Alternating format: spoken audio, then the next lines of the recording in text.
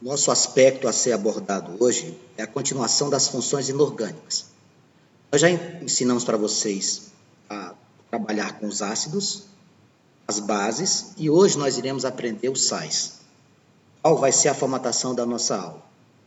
Assim como nas aulas anteriores, eu vou fazer toda a parte expositiva, e depois a gente trabalha com os exercícios. Então, a primeira coisa que eu precisava citar para você no tocante aos sais, é que você deveria lembrar uma reação chamada reação de neutralização. A primeira função que nós aprendemos foi a função ácido, que é aquela que na presença da água sofre ionização liberando o cátion H+.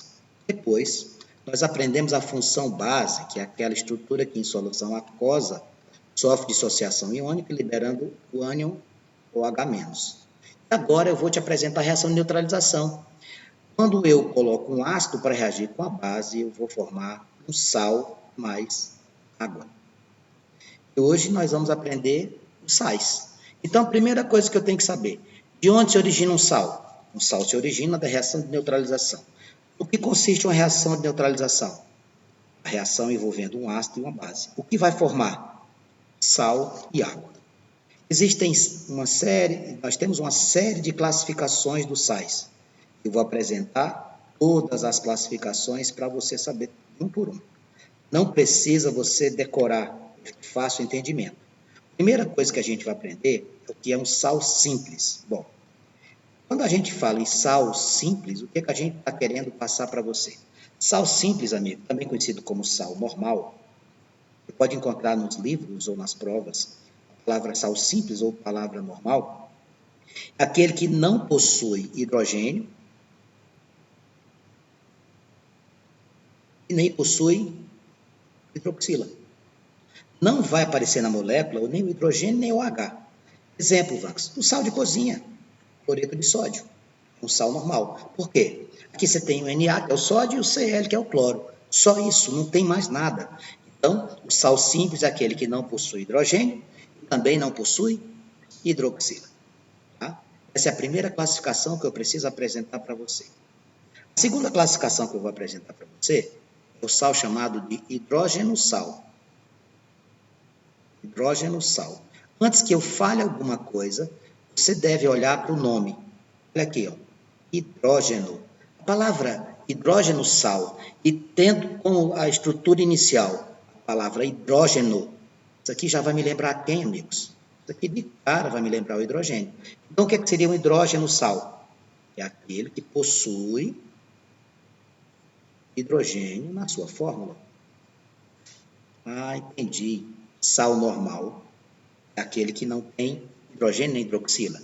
Hidrógeno-sal vai aparecer hidrogênio na fórmula, exatamente. Por exemplo, NaHSO4. Consegue visualizar aqui que nesse sal existe um hidrogênio? Pois é. Antes, como é que a gente faz a nomenclatura disso? Sais que aparecerem hidrogênio, no caso vai ser sempre no centro, vai ser o hidrógeno-sal, você vai escrever assim, ó, hidrógeno. Você vai lá na parte do ânion, sulfato, SO4, né? E quem? Quem que é o Na? Sódio. Hidrógeno, sulfato de sódio. Então, a classificação dos hidrógenos são o quê? Hidrógeno-sal é aquele sal que possui hidrogênio na sua forma. Paralelo a ele, vai aparecer quem para nós? O hidroxissal. Ah, já saquei o que estou ensinando. Como o hidrógeno-sal ele vincula a hidrogênio, se você olhar para essa palavra, hidrox lembra o quê? Hidrox lembra hidroxila. Então, o que é que vai acontecer na definição do hidroxissal? O que é que ele tem? Ele possui hidroxila na fórmula. Ah, eu aprendendo o primeiro dos sais, eu aprendo o segundo, exatamente. Se o hidrógeno-sal tem hidrogênio na fórmula, o hidroxissal também tem hidroxila. Vou colocar aqui um exemplo para você. AlOHCl2. Veja, quem é que está aqui no centro? Hidroxila. Como é que eu faço a nomenclatura? Lá nos hidrógenos você escreveu hidrógeno fulano. Aqui você vai escrever hidrox, para lembrar quem? Para lembrar hidroxila. Vem aqui no ânion, cloreto, hidrox, cloreto, E vai lá no cátion. Quem está bem aqui? Alumínio. Recapitulando, qual foi o primeiro sal que eu lhe ensinei? Sal simples ou normal, não tem hidrogênio nem hidroxila.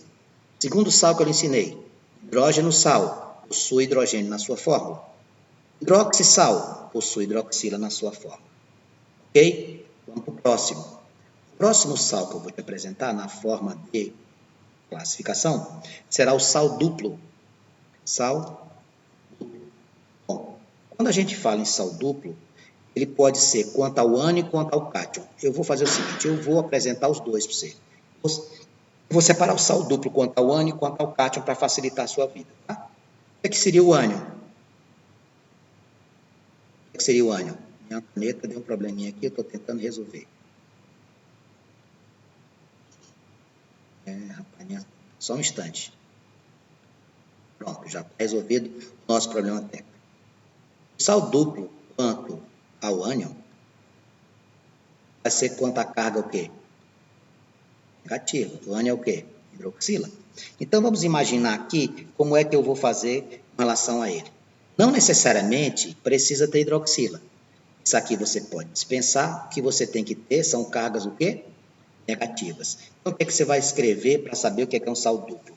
Ele apresenta 2 ânions. Sal duplo apresenta, o nome duplo já diz, né? Apresenta 2 ânions. Antes, quem seriam os ânions? Os ânions normalmente são os da família 5A, 6A, 7A. São elementos que têm grande o quê? Eletronegatividade. São elementos que possuem grande eletronegatividade. Vou colocar um exemplo aqui de sal duplo. Vou colocar um exemplo de sal duplo aqui para você. Quanto ao ânion, vou colocar Mg, Br, Cl. Se você consegue visualizar. Tanto o bromo como o cloro são de que família? Família 7A. O magnésio é da família 2A. Então, esses dois aqui são o quê? São ânions. Então, eu tenho um sal duplo aqui. MgBrCl. Como é que vai ser o nome? Bromo vai ficar brometo. Esse aqui é o brometo. O cloro vai ficar cloreto. Brometo, cloreto de quê? Brometo, cloreto de... Vá lá no 2A. O 2A seria o que na parte do sal? O cátion. Brometo, cloreto de magnésio.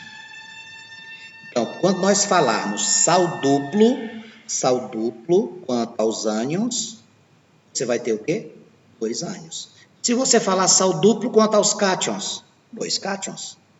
Vamos lá. Vou mostrar para você agora a próxima classificação, que vai ser a classificação da letra E, vai ser sal duplo quanto aos cátions. Sal duplo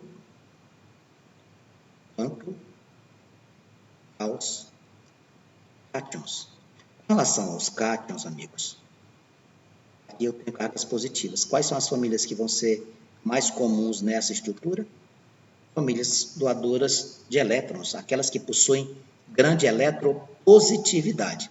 Então, o que é que a gente vai ter aqui? O que a gente poderia escrever com relação ao sal duplo dos cátions? Ele apresenta o quê? Apresenta...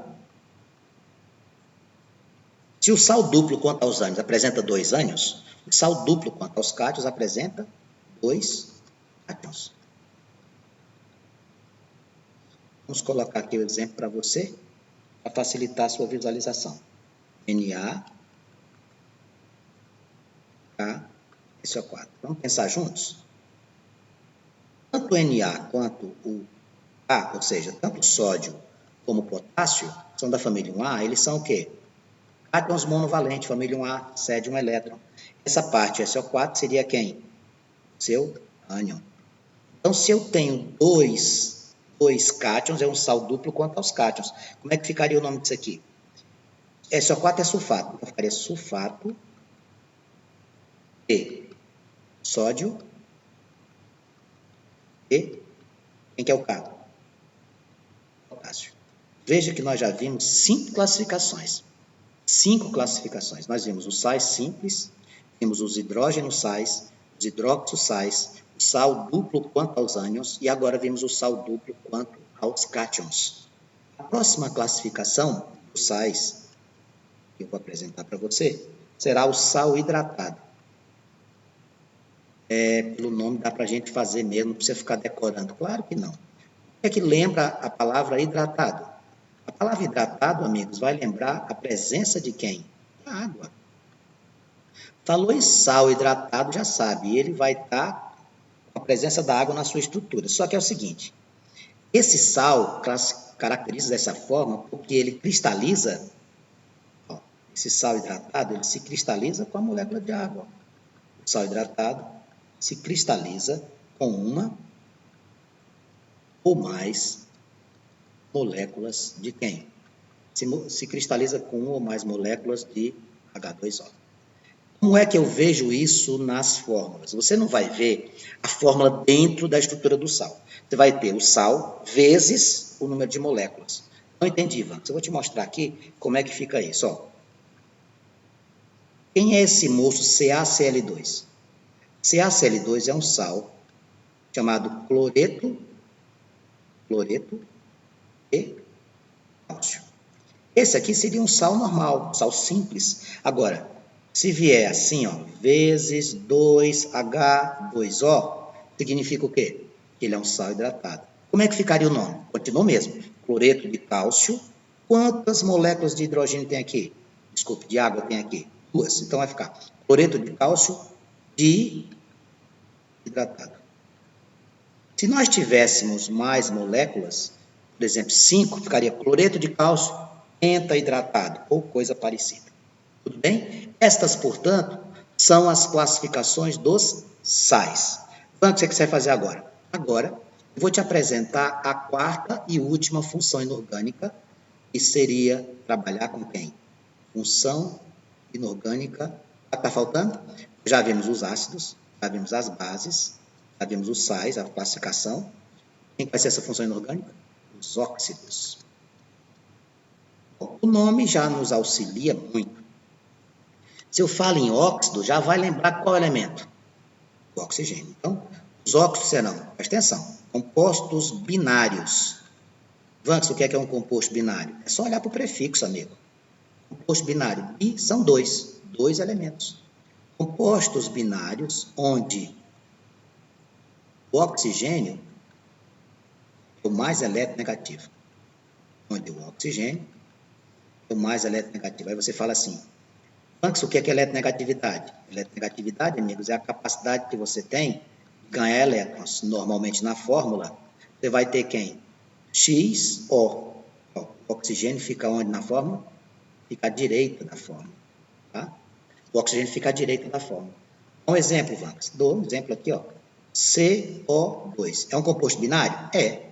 O oxigênio está do lado direito da fórmula? Tá. NO2. É um composto binário? É. O oxigênio está à direita da fórmula? Sim. Então, é por aqui que a gente vai fazer o entendimento. Bom, isso aqui seria a definição. Vanks, e como é que a gente faz os nomes? Vou te ensinar. A nomenclatura dos óxidos é muito fácil, tá, pessoal? A nomenclatura dos óxidos, ela é assim, ó. Você vai escrever óxido. Você vai pegar aqui o elemento, tá? Vai escrever à frente dele. Óxido de... nome do elemento. Existem as possibilidades de você numerar a quantidade de oxigênio. Existe a possibilidade também de você ter um elemento com NOx variável que forma mais de um NOx, mas nós vamos ver todas essas situações aqui na sequência. Então, eu vou colocar aqui como exemplo, ó, acabei de colocar aqui, ó, CO2, NO2. O que é que seria isso? Óxido de carbono. NO2, óxido de hidrogênio. Ah, entendi. Mas essas variações que você citou, calma, eu vou mostrar para você. Não se apresse, tenha calma, tá? Quando eu tiver situações como essas aqui, ó, Al2O3, isso aqui é um óxido? É, tem dois elementos. Aqui você vai escrever como? Óxido de alumínio. Porém, existe uma maneira mais completa de escrever isso aqui, mais detalhada. Quantos oxigênios você tem? 3. Trióxido. E quantos alumínios você tem? 2. de alumínio. Então, você poderia também efetuar essa nomenclatura desta forma. Eu gostaria também de colocar uma observação daqueles elementos que possuem NOx variável, porque tem uns camaradinhas que tem um NOx variável. Por exemplo, o ferro, ele tem um NOx variável, então ele pode formar mais de um tipo de óxido. Olha aqui, ó. Vou colocar aqui o FeO, o Fe2, 3. Normalmente, você vai chamar isso aqui de quê?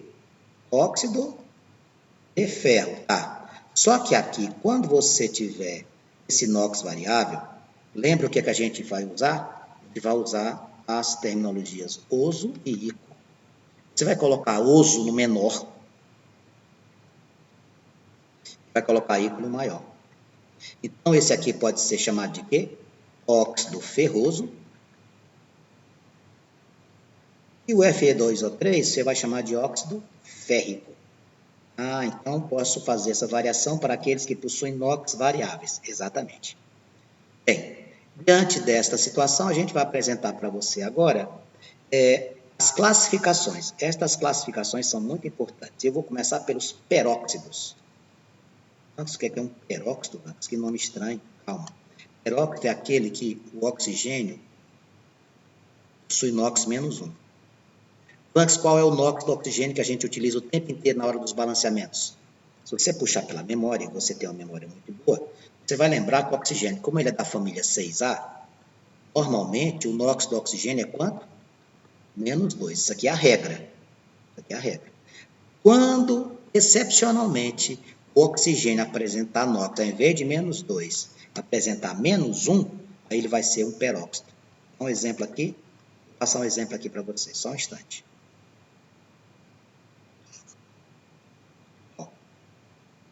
Passar aqui o exemplo para você.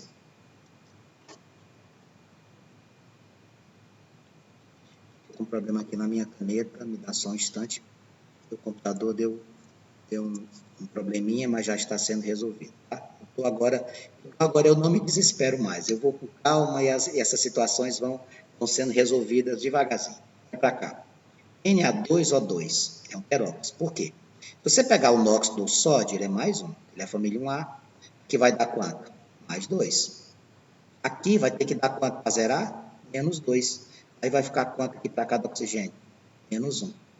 Então, quando acontecer do oxigênio ter NOx menos 1, você vai classificá-lo de peróxido. Outro exemplo. Isso aqui é famoso. O que é isso aqui? Água oxigenada. Qual o NOx do hidrogênio? Ele não muda. Aqui vai ficar quanto? Mais 2. Do lado de cá tem que dar quanto para zerar tudo? Menos 2. Como você tem 2 oxigênios, cada um será menos 1. Então, nós estamos diante de um peróxido quando o NOx do oxigênio for menos 1. Beleza? Então, vamos lá. Próxima classificação dos óxidos, a letra D. Eu vou trabalhar para você aqui o superóxido. Superóxido. Antes, o que é o superóxido? Superóxido é aquele que o oxigênio era NOx menos meio. O único elemento que a gente trabalha nos balanceamentos com NOx fracionado é o oxigênio, lembra? Ah, lembro sim. Então, me dá um exemplo aqui de superóxido. Vou colocar aqui, ó, KO2. A família do óxido do potássio, família 1A, então é mais 1. Do lado de cá tem que dar quanto? Menos 1. Como você tem 2, cada oxigênio vai ser quanto? Menos meio. Então, KO2, o óxido de potássio, seria um superóxido. Dá outro exemplo. NaO2. Família 1A do sódio, mais 1. Aqui do outro lado vai ter que dar menos 1. Como você tem 2 oxigênios, menos meio para cada um. Quando isso acontece, ou seja, quando o oxigênio apresentar NOx menos meio, ele é superóxido. Peróxido é quando o NOx é menos 1. Superóxido, quando o NOx é menos meio. Bom, mais uma classificação aqui que eu vou trazer para você, os óxidos ácidos. O que é um óxido ácido, Vargas? Óxidos ácidos são aqueles que, quando reagem com água, óxido ácido, quando reage com água, origina um ácido. Óxido ácido mais água gera ácido. E também participa de uma reação de neutralização. Óxido ácido mais uma base que é que acontece quando a gente coloca ácido mais base? Reação de neutralização, forma o quê? Sal mais água. Antes, o que é que você me sugere para lembrar? Eu sugiro a você que você coloque para reagir com a água. Eu gosto muito dessa daqui, ó. Quando eu coloco para reagir com a água e forma um ácido, eu já sei que ele é um óxido ácido. Me dá um exemplo. Esse exemplo aqui é o clássico exemplo da chuva ácida. Aqui, dióxido de enxofre, SO3. Para saber se ele é um óxido ácido, você coloca para reagir com a água. Quando você coloca SO3 junto com H2O, fica H2SO4. Você não formou um ácido? Formou. Porque é o ácido sulfúrico. O que é que você pode concluir?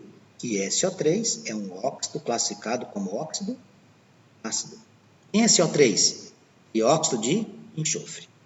Que legal, óxido ácido. Coloca para reagir com água, vira ácido.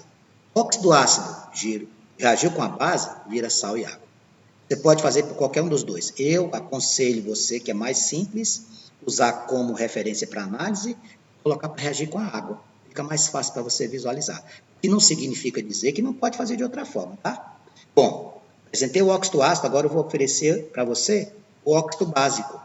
Ah, mesma coisa. Óxido básico reagindo com água, óxido básico reagindo com água vai formar o quê?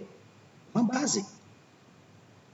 Óxido básico reagindo com ácido, óxido básico reagindo com ácido, vai dar reação de neutralização. Vai gerar o quê? Sal mais água. Qual é a que você me sugere, Vanks? De novo, eu vou bater na mesma tecla. Eu sugiro a você que use o quê? Essa daqui. Por que, Vanks? Porque se você fizer com a água, já vê de cara se o óxido é ou não básico. Me dá um exemplo. Deixa eu te mostrar aqui, ó. Pega aqui o óxido de sódio. Na2A. Somado com quem? Vou reagir com água. Quando eu fizer isso aqui, olha o que vai acontecer. Eu vou formar 2NaOH. O que é isso? É uma base. Significa dizer que esse óxido aqui, Na2O, é um óxido básico. Reagir com a água é o canal, meus amigos. Reagir com a água é o canal. Próxima classificação é a classificação de letra G. A classificação que eu tragarei para vocês agora são os óxidos anfóteros. Anfótero, a palavra anfótero significa o seguinte: esse óxido ele pode ter reação, ele reage tanto com ácido como base. Ó, os anfóteros têm comportamento dúbio, tanto reagem com ácidos como com bases. Ele não tem preferência não, ele encara qualquer coisa. Bom, os óxidos anfóteros, eles têm essa característica específica e a gente vai trazer para você agora também os óxidos neutros. Os óxidos neutros, o nome já diz tudo. O que é que acontece com os óxidos neutros? Se os óxidos anfóteros reagem com ambos, os óxidos neutros eles são indiferentes. Então, não estão nem aí. Não querem reagir com ácido, não querem reagir com base. Aqui existem apenas três: NO, CO e N2O. Só existem três óxidos neutros: os NO, o CO e o N2O. Para eu fechar essa sequência dos óxidos, eu vou trazer para vocês os óxidos duplos. Óxidos duplos são formados, olha só, a origem dele é quando você tem a formação por dois óxidos. Dois óxidos formam um novo óxido. Só existem dois óxidos reagindo para formar isso aqui. Os óxidos duplos, assim como os óxidos neutros, têm um grupo. Só existem três óxidos duplos. Só existem três. Fe3O4, Eb3O4 e Mn3O4. Só existem três óxidos duplos: óxido de ferro, óxido de chumbo e óxido de manganês, tá? São apenas estes aqui que a gente possui. Bem, esta é a exposição da parte teórica dos sais e dos óxidos. O que a gente precisa fazer, resolução de muitos exercícios.